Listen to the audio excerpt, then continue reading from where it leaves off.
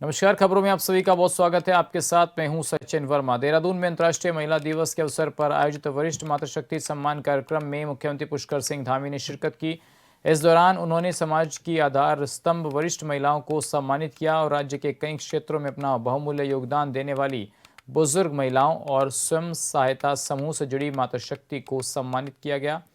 मुख्यमंत्री ने अपने संबोधन में कहा कि उत्तराखंड के निर्माण और इसके विकास में महिलाओं का संघर्ष और बलिदान अतुलनीय है। जैसा कि आप देख ही सकते होंगे, मैं सुन रहा था एक एक बात उनकी सच में बहुत ही व्यवहारिक रूप से जो सामने आती है। जीवन में कठिनाइयां आती हैं, उन्होंने बोला यहाँ पर। कभी उनको स्वास्थ्य संबंधी परेशानियां आ जाती हैं, कोई बीमारी लग जाती है, कभी आर्थिक कठिनाइयां आ जाती हैं, जीवन यापन के लिए दिक्कत हो जाती है, कभी सब कुछ होते हुए भी सब कुछ होता है, लेकिन अकेलेपन की जो पीड़ा होती है और ये परिस्थितियां जीवन को और भी कठिन बना देती हैं। ऐसे समय में हम सबकी सामूहिक जिम्मेदारी बन जाती है कि हम अपनी माताओं के सम्मान, सुरक्षा और गरिमामय जीवन उनका कैसे हो, ये हम सबकी जिम्मेदारी बनती है। इसको हम लोग सुनिश्चित करें, क्योंकि मैं जब भी सच बताऊं तो मैं आप लोगों से अपने मन की बात भी आज कहना चाह रहा हूं। जब भी मैं अपनी मैं किसी भी वृद्ध माता से मिलता हूं या किसी बुजुर्ग से मिलता हूं, तो जब मैं कभी देखता हूं कि उन बुजुर्गों का ठीक प्रकार से सम्मान नहीं हो रहा है या कहीं पर मुझे लगता है कि उसमें कोई कमी है, तो मैंने कुछ लोगों को एक आध बार मैंने समझाने की भी कोशिश करी कि देखो, ये समय है, ये काल चक्र है, ये एक एक दिन करके जो है सबको जो है उनके जीवन का एक एक दिन कम करते जाता है। जिस दिन सूर्य भगवान निकलते हैं प्रातः काल, बड़ा हम भगवान को प्रणाम करते हैं, अपने जीवन की शुरुआत करते हैं। लेकिन ये भी सत्य है कि एक दिन जब सूर्य निकलते हैं, सवेरा होता है, उसी दिन हमारे सब का एक दिन अपने जीवन का कम हो जाता है। और जब वृद्ध माता या बुजुर्गों को मैं देखता हूं तो मुझे लगता है कि एक न एक दिन क्या बात है सच में ये अवस्था तो आनी ही है, सबको आनी है। इसलिए जैसा आप करोगे वैसा ही आपको आपके आने वाले समय में उसी प्रकार से आपको, क्योंकि सब चीजों का कहते हैं ना कि वहां जाकर तो बाद में कब हिसाब होगा, किसने देखा किसने नहीं देखा, लेकिन भगवान की ऐसी लीला है, नारायण की ऐसी लीला है कि सब कुछ आपको इसी जीवन में देखना होता है, सारा हिसाब यहीं देना होता है। इसलिए हम सब की जिम्मेदारी होनी चाहिए, हमारा नैतिक कर्तव्य होना चाहिए, दायित्व होना चाहिए कि सच में हम, ये जरूरी नहीं है कि हम सब कुछ उनको दे पाए, लेकिन जो हम देने लायक हैं, जो हमारे अंदर सामर्थ्य है, हमको देने का प्रयास करना चाहिए। और सरकार के कामों में भी हमने निरंतर प्रयास किया है, इस दिशा में हम प्रयासरत हैं। और विशेषकर हमने महिलाओं के सामाजिक, आर्थिक और मानसिक सशक्तिकरण के लिए अनेक योजनाएं चला रहे हैं। हम आज हमारी सरकार द्वारा जहां वृद्धावस्था पेंशन के माध्यम से वरिष्ठ महिलाओं को आर्थिक संबल प्रदान किया जा रहा है। आप सबको पता होगा, एक समय में अभी भी भारत सरकार से जो हमको वृद्धावस्था पेंशन, विकलांग दिव्यांग पेंशन और विधवा पेंशन के रूप में जो पैसा मिलता है बहुत कम है। भारत सरकार कितना 200 रुपए देती है, आपको पता होगा। नहीं, वो तो हम दे रहे हैं यहां से पूरे देश के लिए जो व्यवस्था है वो कम है, लेकिन हमने अपने राज्य में सबसे अधिक 1500 रुपए की है। पूरे देश में सबसे अधिक देने वालों में से एक राज्य हमारा उत्तराखंड भी है। और पहले ये जो पेंशन मिलती थी, ये पेंशन जो मिलती थी, पहले की पेंशन अगर घर में 2 बुजुर्ग दंपत्ति हैं तो 2 बुजुर्ग दंपत्तियों में से केवल एक को मिलती थी, और कई बार आपस में उनमें झगड़ा भी हो जाता था कि अब पेंशन कौन लेगा। तो मैंने कहा, जैसे ही मैं इस जिम्मेदारी पर आया, आप सबके आशीर्वाद से मैंने ये तय किया कि अब मैं अपने दोनों बुजुर्गों में, परिवार में झगड़ा नहीं होने दूंगा, और हमने कहा कि दोनों को पेंशन के लिए, परिवार में अब 2 बुजुर्ग दंपत्ति होंगी तो ऐसा नहीं होगा कि एक को मिलेगा और एक को नहीं मिलेगा, दोनों को मिलती है ना। कोई ऐसा तो नहीं जिसको नहीं मिल रही है। चलिए ठीक है। तो इसके अलावा विधवा पेंशन के माध्यम से भी हम आर्थिक सहायता प्रदान कर रहे हैं। इसके अलावा बुजुर्गों को बेहतर स्वास्थ्य सेवाएं उपलब्ध कराने के साथ साथ राज्य के विभिन्न जिलों में वृद्धा आश्रम भी, इसको भी हम बना रहे हैं। जहां नहीं बने वहां भी हम बना रहे हैं, और अच्छे बना रहे हैं। हमारी सरकार वरिष्ठ नागरिकों को निःशुल्क धार्मिक यात्राओं की सुविधा भी प्रदान कर रही है। आने वाले समय में हम इसको और भी बढ़ाएंगे ताकि हमारी माताएं और बुजुर्ग श्रद्धा पूर्वक अपने तीर्थ स्थलों के दर्शन कर सकें। हमारा प्रयास है कि उत्तराखंड की हर वृद्ध माता को सम्मान मिले, सुरक्षा मिले और आत्मसम्मान के साथ जीवन जीने का पूरा अवसर उनको मिल सके। और मैं आज स्वयं को बड़ा सौभाग्यशाली मानता हूं कि इस आज अंतर्राष्ट्रीय महिला दिवस के अवसर पर आज मुझे आप सभी के चरणों में आप सबको नमन करने का, आप सबका आशीर्वाद लेने का ये शुभ अवसर मुझे प्राप्त हो रहा है। आपका स्नेह, आपका आशीर्वाद और आपका अनुभव ही हमारे समाज की सबसे बड़ी पूंजी है। सच में आप सभी हमारे लिए प्रेरणादायी हैं, और मुझे पूरा विश्वास है कि आपके आशीर्वाद से और सहयोग से हम उत्तराखंड को देश का श्रेष्ठ राज्य बनाने का जो हमारा विकल्प रहित संकल्प है, उसको संकल्प को सिद्धि तक पहुंचाने में अवश्य सफल होंगे। इन्हीं शब्दों के साथ मैं आप सभी को अंतर्राष्ट्रीय महिला दिवस की पुनः शुभकामनाएं देते हुए अपनी बात को समाप्त करता हूं। बाजपुर में सुल्तानपुर पट्टी नगर पंचायत के सफाई कर्मचारी 7 मार्च से हड़ताल पर हैं। देवभूमि निकाय संयुक्त कर्मचारी महासंघ के प्रदेश अध्यक्ष अजय बन्नू के नेतृत्व में सफाई कर्मियों ने नगर पंचायत में जोरदार धरना प्रदर्शन किया। साथ ही नगर पंचायत अध्यक्ष के खिलाफ जोरदार नारेबाजी की। प्रदेश अध्यक्ष अजय बन्नू ने नगर पंचायत अध्यक्ष, अधिशासी अधिकारी और ठेकेदार पर सफाई के नाम पर मोटी रकम बंदरबाट करने का आरोप लगाया।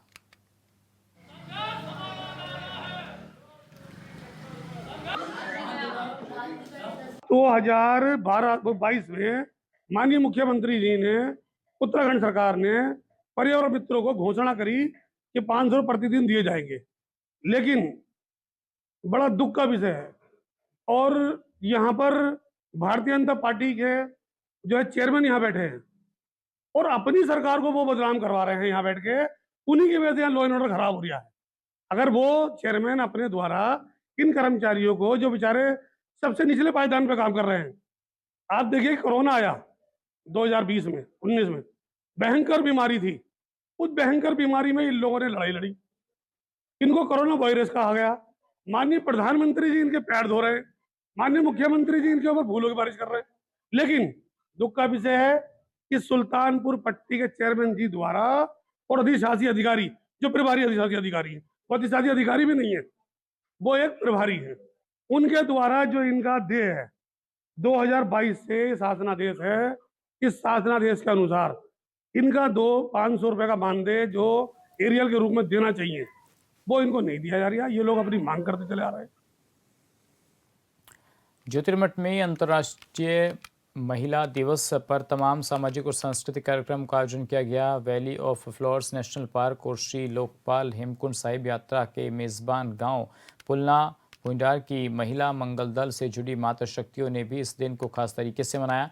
महिला मंगल दल के अध्यक्ष हेमंती देवी के मार्गदर्शन में महिलाओं ने वर्ष भर की पारिवारिक और घरेलू दिनचर्या से समय निकालकर सामूहिक रूप से अंतर्राष्ट्रीय महिला दिवस का उत्सव मनाया। इस मौके पर महिलाओं ने पारंपरिक परिधानों में सुसज्जित होकर लोकगीत, चाचड़ी, झुमेला और दाकुड़ी जैसे लोक नृत्य की प्रस्तुति दी।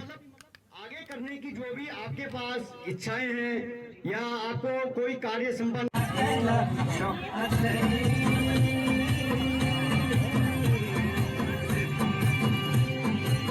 गीता हो जाओ धोनी को मेरे दशमी मेला हो जाओ धोनी।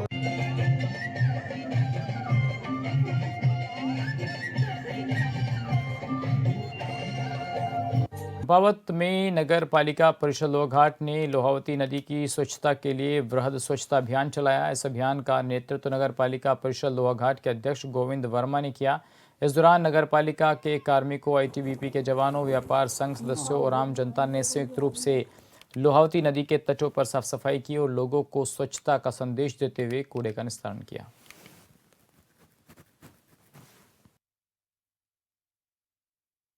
आज हम लोगों ने पेट्रोल पंप से लेकर के शमशान घाट तक विशेष स्वच्छता अभियान चलाया गया और जिसमें लोगों द्वारा भरपूर सहयोग किया गया। और मेरा लोहाघाट की सम्रांत जनता से अनुरोध है कि सुबह और शाम को कूड़े की गाड़ी घर घर आती है और घर घर से कूड़ा उठ रहा है, तो जितने भी लोग हैं जो भी आपको कहीं पर सार्वजनिक स्थानों पर या नदी नालों में कूड़ा डालते हुए पकड़े जाते हैं तो उनको समझाइए। और नगर पालिका द्वारा समस्त स्थानों पर अधिकतर लोहाघाट नगर में सीसीटीवी कैमरे भी लगा दिए गए हैं और सीसीटीवी के माध्यम से बहुत सारे सीसीटीवी में कैद हुए हैं कूड़ा डालते हुए। मैं पुनः समस्त नगरवासियों से अनुरोध करना चाहता हूं कि विशेष पूरे देश भर में स्वच्छता अभियान चल रहा है, इसमें बढ़ चढ़ के भागीदार बनिए और साथ ही साथ जो भी हमारा कोई भी कहीं पर कोई परेशानी कोई दिक्कत होती है तो तुरंत नगर पालिका के टोल फ्री नंबर बहुत सारे हैं, उन नंबर पर संपर्क करिए। और साथ ही साथ मैं लोहाघाट नगरवासियों को ये भी अनुरोध करना चाहूँगा कि आपके वजह से यहाँ लोहाघाट हमारा बहुत सुंदर शहर के रूप में विकसित हो रहा है और आदर्श नगर के रूप में भी विकसित करने का हमारा प्रतिज्ञा है। और इस प्रतिज्ञा को हम आज शिवालय मंदिर से भी सभी लोगों ने प्रतिज्ञा ली है कि हम इस नगर को एक आदर्श नगर बनाएंगे। आज 8 मार्च को माननीय जिलाधिकारी महोदय चंपावत द्वारा दिए गए निर्देशों के क्रम में लोहावती नदी में विशेष स्वच्छता अभियान नगर पालिका परिषद लोहाघाट, व्यापार संघ, आईटीबीपी और नगर पालिका के समस्त सभासदगणों के सहयोग से जो कार्यक्रम है उसे संपादित किया गया। मेरी सभी नगरवासियों से यही अपील रहेगी कि अपने सराउंडिंग्स को साफ बनाने में अपना योगदान दें और इस प्रकार के जो आयोजन किए जाते हैं उसमें बढ़ चढ़ के भागीदारी बने और कोशिश करें कि कूड़ा जो हमारी घर घर आ रही है गाड़ी उसमें सेग्रीगेट करते हुए कूड़ा देने का प्रयास करें। अंतर्राष्ट्रीय महिला दिवस बड़े ही धूमधाम से मनाया जा रहा है। वहीं चमोली के विकासखंड पोखरी में सेवा इंटरनेशनल की ओर से प्योली कौशिक का भव्य आयोजन किया गया, जिसमें हजारों महिलाओं ने देव डोली नृत्य के साथ मुख्य बाजार के सभी चौराहे से होते हुए झांकी निकाली। कार्यक्रम का शुभारंभ बद्रीनाथ विधायक लखपत बुटोला ने दीप प्रज्वलित कर किया। इस दौरान महिलाओं ने सरस्वती वंदना और स्वागत के गीत गाए। जो कि पैणी गांव से है, मंच पर आमंत्रित हमको स्पॉन्सर की है, बहुत बहुत धन्यवाद। बहुत पहले तो ये जो दिन है ये महिलाओं के स्वाभिमान के, महिलाओं के सुदृढ़ीकरण के, महिलाओं के स्वावलंबन का जो दिन है उसके लिए बहुत बहुत बधाई शुभकामनाएं देना चाहता हूँ प्रत्येक माँ बहन को। और मैंने ये भी कहा है कि जो हमारी जवाबदेही लगातार समाज में महिलाओं की बढ़ती जा रही है उसके लिए जागरूक हो, सजग हो और इस समाज को और बेहतर बनाए। सर्वप्रथम तो मैं पोखरी की समस्त जनता को प्रणाम करना चाहूंगी और सबका धन्यवाद करना चाहूंगी कि आज अंतर्राष्ट्रीय महिला दिवस के अवसर पर ये प्योली कौशिक आयोजन में सभी लोगों का सहयोग रहा, समस्त जनमानस का सहयोग रहा और मातृशक्ति का सहयोग रहा और आप पत्रकार बंधुओं का भी बहुत बहुत धन्यवाद करना चाहूंगी। काशीपुर के राजकीय एलडी भट्ट उप जिला चिकित्सालय में बायोमेडिकल कचरे के निस्तारण को लेकर गंभीर लापरवाही सामने आई है। अस्पताल परिसर में खून से सनी पट्टियां, इस्तेमाल की हुई सुइयां और अन्य संक्रमित मेडिकल कचरा खुले में पड़ा मिला। इस कचरे को आवारा कुत्ते इधर से उधर ले जा रहे थे, जिससे आसपास के रिहायशी बस्तियों में संक्रमण फैलने का खतरा बढ़ गया है। स्थानीय लोगों का कहना है कि इस खुले में पड़े बायोमेडिकल कचरे से hepatitis B, hepatitis C, septicaemia और लेप्टोस्पायरोसिस जैसी बीमारियां फैलने का खतरा बन सकता है।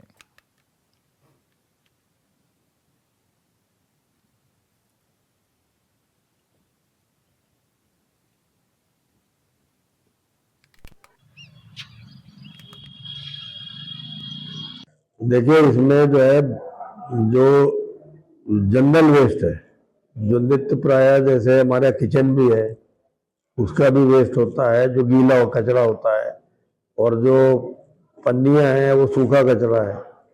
तो इस तरह का कचरा जो है वो नगर निगम की जिम्मेदारी है कि उसका निस्तारण वो करती है। वो अपनी गाड़ियां भेजती है समय समय पर, बल्कि लगभग रोज ही गाड़ी आती है नगर निगम की।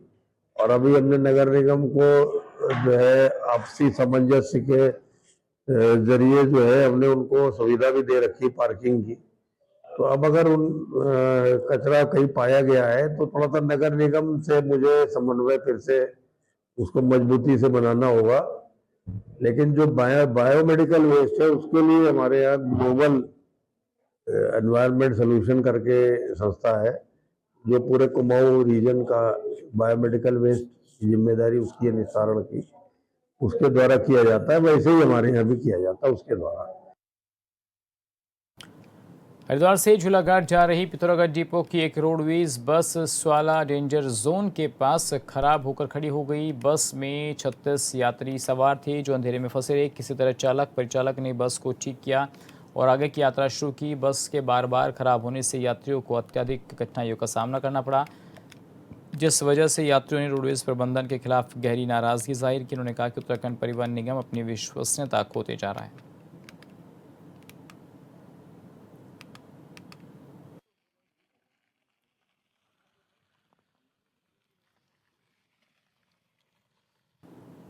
कालाडूंगी रेंज के आरक्षित वन क्षेत्र में देवी भागवत कथा का भव्य कलश यात्रा के साथ शुरुआत हुई, जिसमें सैकड़ों महिलाओं और पुरुषों ने प्रतिभाग किया। कुमाऊं की प्राचीन संस्कृति ढोल नगाड़ों और टोलिया नृत्य का समागम देखने को मिला। इस संबंध में भगवताचार्य कपिल देव ने बताया कि आज से 10 दिवसीय देवी भागवत कथा का आयोजन शुरू हो गया है।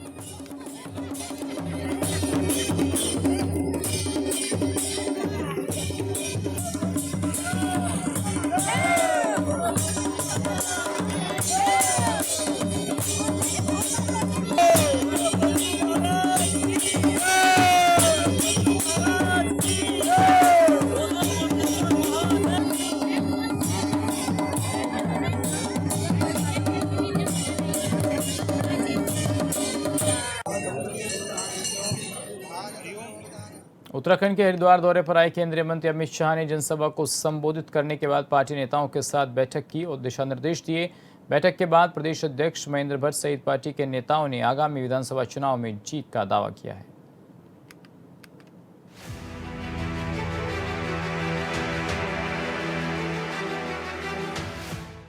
हरिद्वार के गॉडविन होटल में केंद्रीय गृह मंत्री अमित शाह की अध्यक्षता में भाजपा की कोर कमेटी की अहम बैठक हुई। बैठक के बाद भाजपा नेताओं में 2027 के विधानसभा चुनाव को लेकर खासा उत्साह और आत्मविश्वास दिखाई दिया। पार्टी के शीर्ष नेताओं ने संगठन को और मजबूत करने और बूथ स्तर तक कार्यकर्ताओं को सक्रिय करने की रणनीति पर चर्चा की। बैठक के बाद प्रदेश अध्यक्ष महेंद्र भट्ट ने कहा कि भाजपा पूरी मजबूती के साथ 2027 की तैयारी में जुटी हुई है। उन्होंने कहा कि आज गृह मंत्री अमित शाह ने कार्यकर्ताओं और नेताओं को बूथ स्तर तक संगठन को मजबूत करने का मंत्र दिया और इसी रणनीति के साथ भाजपा एक बार फिर उत्तराखंड में सरकार बनाने जा रही है। मैं कह सकता हूं कि 2022 के चुनाव को ध्यान रखते हुए सभी सांसद विधायक आपको विधानसभा के प्रत्येक न्याय तंत्र तक जाए, कार्यकर्ताओं को भी सुने और जन समस्या को समाधान करें सरकार के माध्यम से उसको समाधान करें। धीरे धीरे चुनाव की दृष्टि जो कार्यक्रम होंगे तो कार्यक्रम का एक छोड़ बूथ स्तर पर केंद्रित है, ऐसा होगा। वहीं कैबिनेट मंत्री सौरभ बहुगुणा ने कहा कि पिछले 4 सालों में मुख्यमंत्री पुष्कर सिंह धामी के नेतृत्व में प्रदेश में जो विकास कार्य हुए हैं उनका सीधा लाभ जनता को मिला है। उन्होंने कहा कि यही कारण है कि जनता का भरोसा भाजपा पर और मजबूत हुआ है और 2027 में तीसरी बार भी भाजपा सरकार बनना तय है। लगातार माननीय अमित शाह जी का हम लोग को आशीर्वाद मिलता रहता है। नेशनल गेम्स में भी वो आए थे और आज 4 साल के प्रोग्राम में भी उन्होंने यहाँ पर शिरकत करी है। तो अभी जो बैठक हुई है उसमें भी उन्होंने आगामी चुनाव के लिए किस तरीके से तैयारियां करनी है, कैसे बूथ लेवल तक काम करना है, बूथ लेवल को स्ट्रॉन्ग, बूथ कमेटी को स्ट्रॉन्ग करना है, सरकार की क्या क्या योजनाएं होनी चाहिए अगले 6 महीने में और किस तरीके से जन जन तक पहुंचना है, उस पर हम लोगों को पूरा एक गाइडलाइन दी गई है। और मुझे उम्मीद है कि अगर भारतीय जनता पार्टी का जो काडर है वो बहुत स्ट्रॉन्ग काडर है, अगर हम ये चीज़ करने में सक्षम हो जाते हैं तो 2027 का चुनाव की राह हमारे लिए और आसान हो जाएगी। सर, क्या कोई मंत्र भी दिया गया है आगामी विधानसभा चुनाव को लेकर? जैसे मैं आपको बताया कि आपको बूथों पे कैसे काम करना है, अपनी जो विपक्ष की पार्टी है उनकी गतिविधियों पे नजर रखनी है। और आपको पता है कांग्रेस हो चाहे यूकेडी हो, वो एक भ्रम फैला के राजनीति कर रही है, उसको भी कैसे उससे बचना है। तो काफी चीजों पे स्पेशली जो हमारे कार्यकर्ताओं के साथ और हमारी बूथ लेवल की कमेटियों के साथ क्या समन्वय सरकार का और संगठन का होना चाहिए, उस पर चर्चा रही। अमित शाह ने कार्यकर्ताओं से कहा कि भाजपा की रणनीति शुरू से ही बूथ को मजबूत करने की रही है। उन्होंने कहा कि मेरा बूथ सबसे मजबूत के मंत्र के साथ पार्टी लगातार जमीनी स्तर पर काम कर रही है और कार्यकर्ता पूरी ताकत के साथ संगठन को मजबूत भी कर रहे हैं। देखिए, मैं कहूँगी कि यहाँ पर अमित शाह जी हरिद्वार आए और उन्होंने 4 साल सरकार के पूरे होने जा रहे हैं और 4 साल के इस कार्यक्रम में वो उपस्थित रहे और उन्होंने बहुत आश्वस्त वो इस बात से थे और सबको उन्होंने संकल्प दिलाया कि किस प्रकार से तीसरी बार फिर से हमें भारतीय जनता पार्टी की सरकार बनानी है। और वो खुद उन्हें इस पर पूर्ण विश्वास था और उन्होंने हमसे भी कहा और सभी जितने लोग उपस्थित हैं उनसे कहा कि आपको भी ये विश्वास रखना है कि तीसरी बार हम पूरी तरह से सरकार बनाने जा रहे हैं। और सभी लोगों ने संकल्प ले लिया कि हम फिर से तीसरी बार सरकार लेकर आएंगे। और मुझे लगता है कि उसी तरीके से संगठन को किस प्रकार से मजबूत करना है, कैसे हमें और अपने कार्यक्रम करने हैं, उसी स्तर पे बात की। नहीं, सबसे महत्वपूर्ण तो ये है कि अभी ये देखना कि भारतीय जनता पार्टी ने क्या काम किए हैं। हमारे लिए महत्वपूर्ण ये है कि जो काम हुए हैं केंद्र सरकार द्वारा, प्रदेश सरकार द्वारा, उसको जनता तक ले जाना, वही सबसे प्रमुख फिलहाल में हमारा मुद्दा रहेगा और बाकी। बैठक के बाद अन्य मंत्री और नेता भी उत्साह से भरे नजर आए और सभी ने एक स्वर में 2027 में फिर से भाजपा सरकार बनने का दावा किया।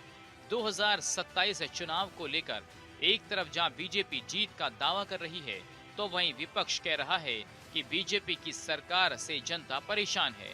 इसलिए देवभूमि की जनता ने तय कर लिया है कि 2027 में बीजेपी को सत्ता से बाहर करना है। Bureau report, Hornbill TV.